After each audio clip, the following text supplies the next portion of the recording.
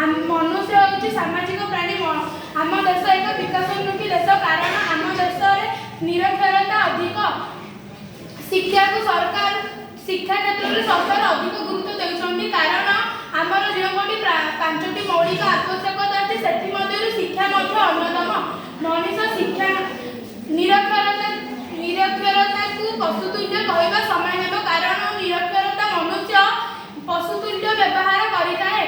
मनुष्य को जे पाठ पढ़ी न था से मनुष्य को आम किसी भल कथा बुझेले से सहजरे बुझीपारे ना से जिन बुझा कष्टकर हुए। जेपरी कौन रोग व्यापिले साक्षरता लोकटी शीघ्र पहुँची तार प्रतिकार निमंते व्यवस्था करें कि निरक्षरता रोग ताको हल्कारे नहीं था। जेपरी कोरोना परी गोटे महामारी विश्व में व्यापीगला। यही समय साक्षरता लोक प्रथम अवस्था हुई सचेतन हो गले कि निरक्षरता लोक सचेतन न हुई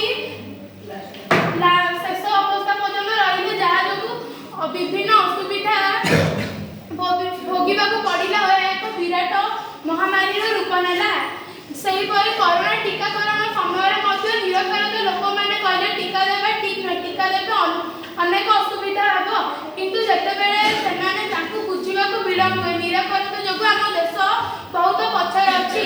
आम निरक्षरता को दूर पारे आम देश को विकसित देश कर। निरक्षरतार प्रभाव आम भविष्य विशेष भाव पड़ी था। आम देश प्रगति न कर अन्य एक कारण हूँ जनसंख्या वृद्धि। जनसंख्या वृद्धि किपरि होची निरक्षरता जो लोक मैंने शिक्षित न हेले जनसंख्या वृद्धि होता है। सेमाने कारण न बुझी निज परिवार सदस्य संख्या वृद्धि कर चली जहाद्वारा आम देश जनसंख्या वृद्धि हुए। संविधान धारा 24 क गोटे मौलिक अधिकार रखा 6 ରୁ 14 वर्ष समस्त शिशु को पाठ पढ़ाई बाध्यतामूलक कारण आज शिशु आसंता कालीर नागरिक। आज शिशु शिक्षित हेले आसंता कालीर भविष्य आम देश शिक्षित हो पार। शेष कहबी आम प्रथम